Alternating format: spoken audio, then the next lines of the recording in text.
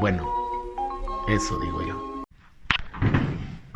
Buenos días, buenas tardes, buenas noches, dependiendo a la hora que se conecte usted para ver este nuevo video en esta serie que estamos llevando de Cristología. Hoy vamos a tratar un nuevo tema, hoy vamos a tratar el tema de los milagros.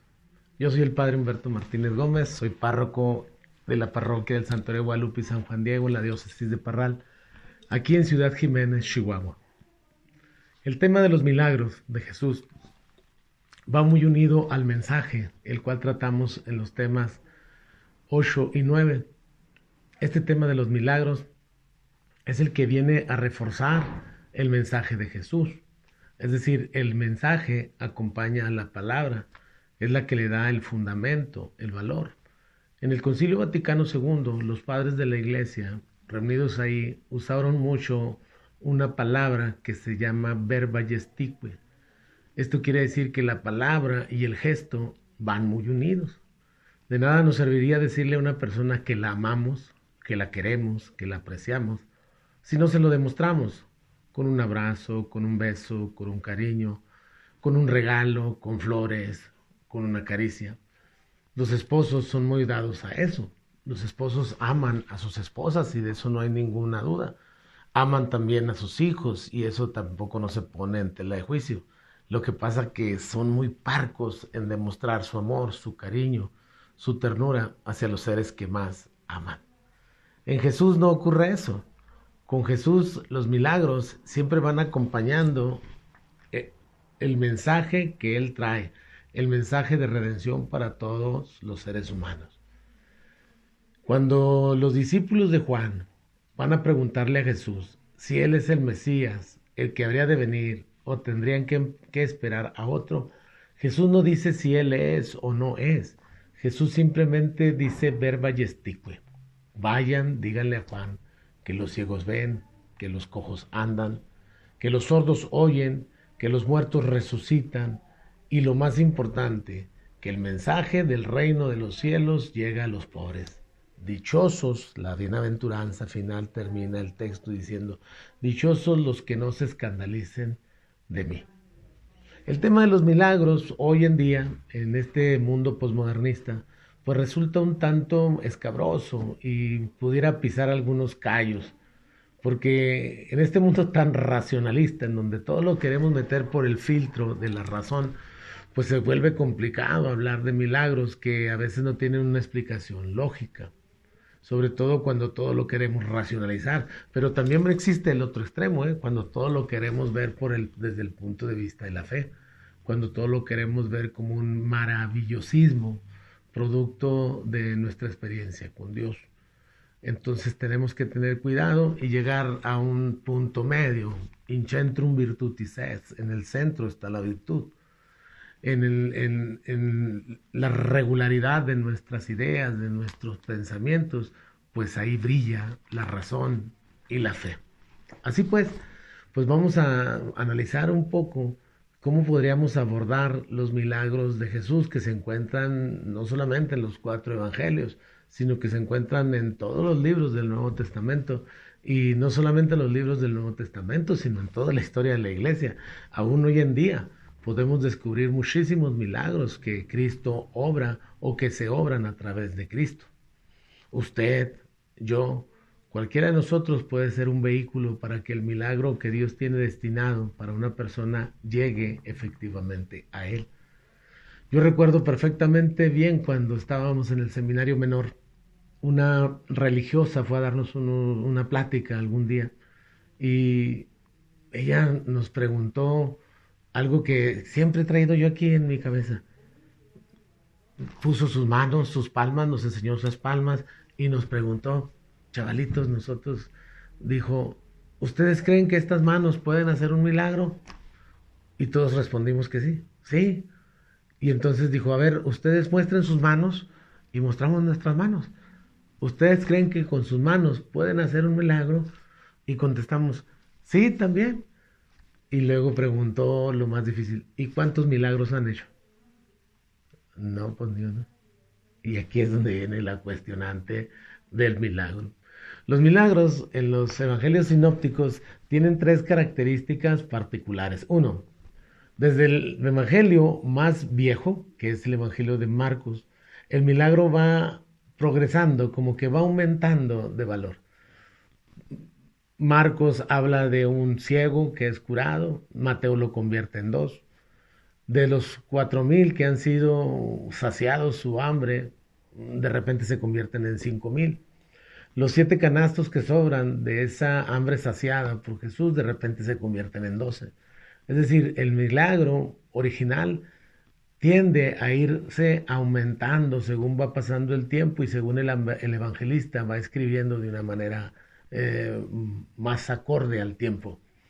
Esto no quiere decir que el milagro se falsee o que el relato bíblico quiera exagerar la figura de Jesús. No, es producto de la animosidad de las personas.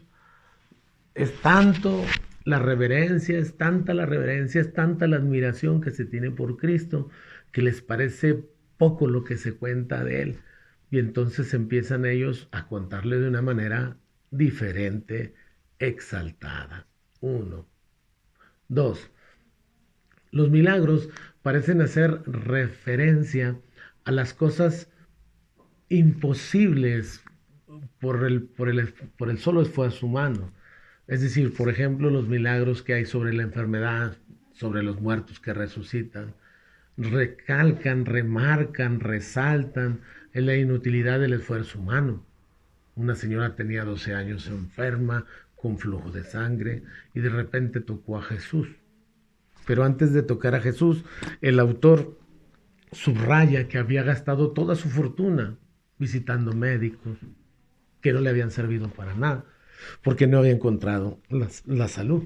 Entonces, el milagro, además de resaltar la figura de Cristo como Señor de la salud, como aquel que no solamente anuncia la llegada del reino, sino que el reino viene con todos sus valores, de lo cual hablábamos en el video anterior, el valor de la vida, de la verdad, de la santidad, de la gracia, el valor de la solidaridad, el valor del amor, el amor de la paz. Esos valores tienen que concretizarse, tienen que encarnarse.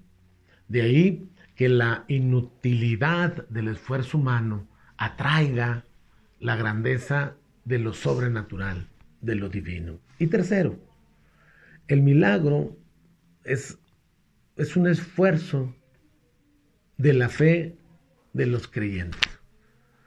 Jesús resalta inmediatamente después del milagro o antes de obrar el milagro la grandeza de la fe de las personas que piden, a veces exigen que se obre el milagro.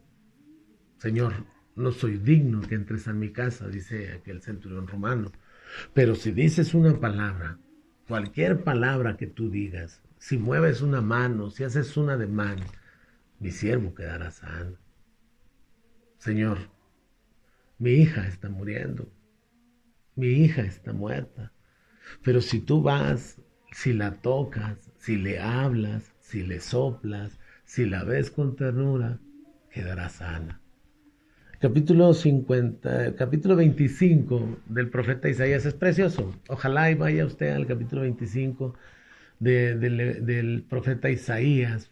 Este capítulo 25 pertenece al Apocalipsis de Isaías. Recuerde usted que el Apocalipsis de Isaías está compuesto por 4 capítulos, capítulo 24, 25, 26 y 27. Pero este 25 es espectacular porque Isaías habla de ese amor que Dios siente por su pueblo. Y no me refiero al pueblo de Israel, no. Cuando digo el amor que Dios siente por su pueblo, me refiero a todos los pueblos, me refiero a toda la humanidad. Si te pega el sol, yo seré tu sombra, dice el capítulo 25. Pero si hace frío, yo seré tu cobijo. Si te sientes solo, yo seré tu compañía. Pero si te sientes triste, yo seré tu alegría. Y entonces viene ese festín prometido por Dios en boca de Isaías, en ese monte alto, en donde habrá manjares exquisitos para todos los pueblos. Reuniré a todas las naciones, dice. Y entonces quitaré el velo que hay en tu mirada para que puedas descubrir la grandeza que Dios tiene en ti. Hermanos, este tema de los milagros es es escabroso y es delicado. Hay que tenerlo muy en cuenta. Por eso, si algo tiene alguna duda a usted, si no le quedó claro, mándenos un mensajito y aclararemos totalmente sus dudas. Los milagros, uno, pueden constatarse históricamente, muchos de ellos, sobre todo aquellos que no tienen una razón de ser, como por ejemplo la curación de la suegra de Pedro. No podemos entender que Dios haya curado a la suegra de Pedro solo para fastidiarlo. No hay una razón de ser ahí. Sí hay razón de ser, por ejemplo, cuando se habla de que Jesús camina sobre las aguas. Ese milagro tiene mucho sentido o tiene mucho de explicación para los apóstoles. Caminar Jesús sobre las aguas significa que Jesús camina sobre el mal. Recuerden que el agua, sobre todo el mar, en tiempos de los judíos y en la cultura judía, el mar era el mal. Allí vivía Poseidón, el demonio. Y entonces que Jesús camine por las aguas significa que Jesús está por encima del mal, que Jesús domina el mal, que Jesús está por encima del demonio. Que Pedro camine por un momento sobre las aguas significa que Pedro está por encima del mal, pero que sea hundido, que se haya hundido Pedro, quiere decir que a veces nos abandonamos a nuestras propias fuerzas y no confiamos tanto en la misericordia de Dios y entonces caemos en el mal. Pero inmediatamente Pedro grita a Jesús, sálvame, sácame, y lo saca Jesús.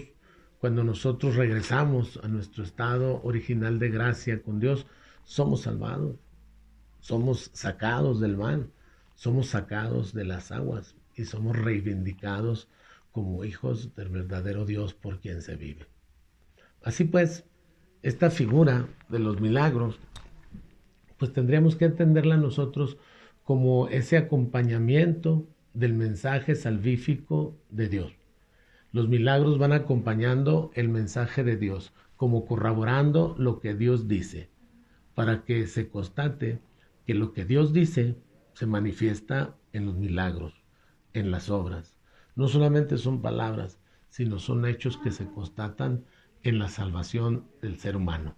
La salvación del ser humano no solamente consiste en salvar su alma o su espíritu.